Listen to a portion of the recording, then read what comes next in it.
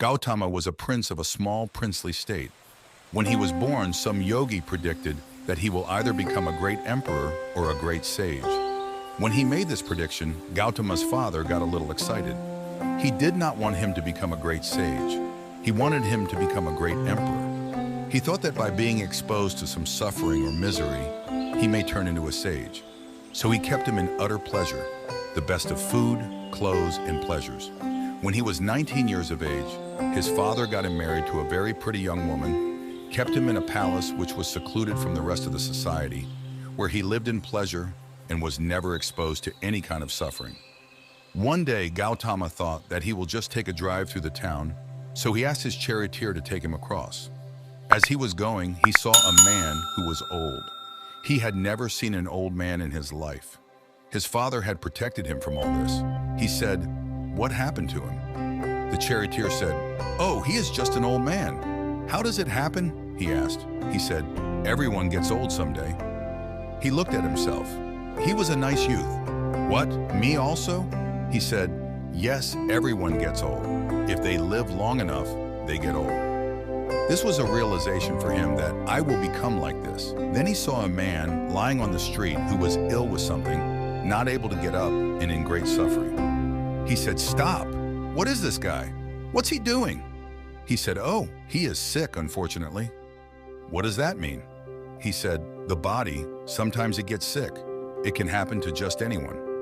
Me, a prince, it can happen to me. It can happen to anyone." Then he saw, "Oh, I can become like this." He was completely disturbed by this. Then they went further and he saw a funeral. They were carrying the dead body of a man. "What happened to that guy?" "Oh, he just died, that's all." "What does that mean?" "That happens to everyone without exception." Then he said, "What am I doing? Just eating, pleasures, and nonsense. What am I doing with myself?" He went into turmoil within himself. Suddenly, being a prince and the pleasures of this palace broke apart for him. He started looking. What is the point of all this?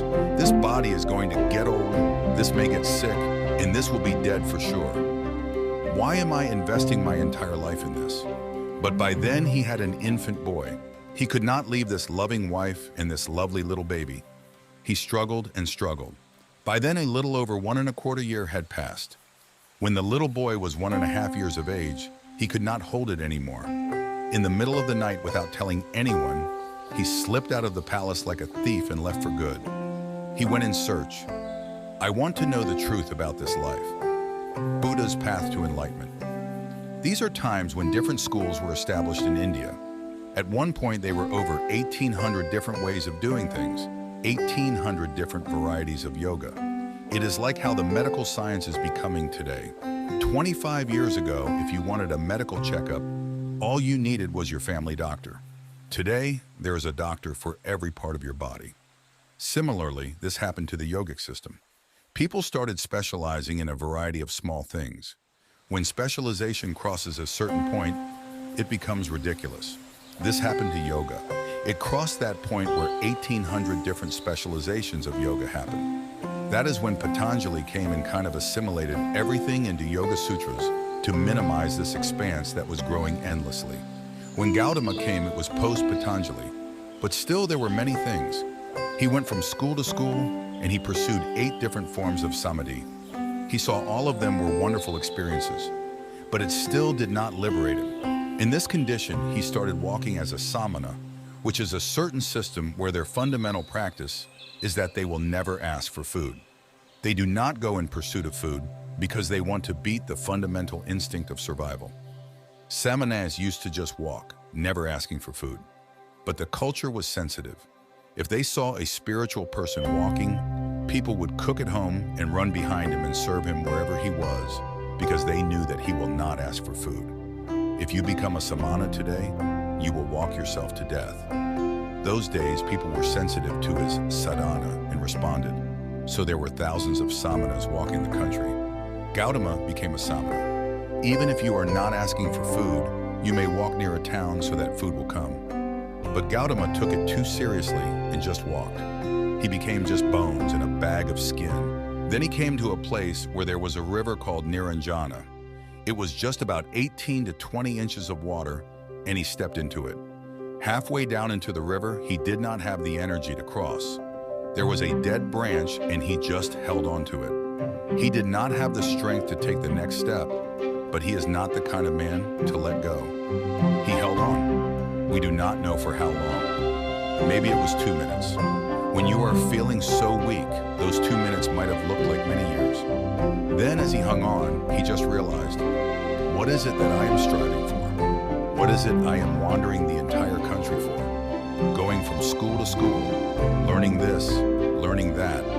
What is it that I am looking for? Then he realized, there is really nothing. This life is on. All I have to do is just take away the barriers which are not allowing me to experience this. How Gautama became a Buddha when he realized that everything is within him and there is nowhere to search. He suddenly had the energy to take the next step and the next step. He crossed the river and sat down under that now very famous Bodhi tree. It was a full moon night. He sat there with this determination. Either I must see the ultimate nature of my existence now, or I will sit here and die. I will not open my eyes till I know this. Once he made that resolve, to know what is within you can happen in a moment. When he saw that you do not have to do anything in particular for realization, he was fully enlightened, and the moon was shining. He had not eaten properly for many years. He was a samana for 4 years, and he had gathered 5 disciples. These guys thought, he is real. Because he does not eat, he is really rigid. And now they saw that he is in some exuberant state, and they could see the light on his face. Then they were waiting for him to open his eyes and give the teaching. He opened his eyes, looked at them, smiled and said, "Cook something. Let's eat." They were totally disappointed. They thought, he has lost it. They walked with him for 4 years when he had nothing but torture. But when he got enlightened, they left him because they wanted to hear something severe. But he said, "Cook something. Let's eat. We have been wasting our time."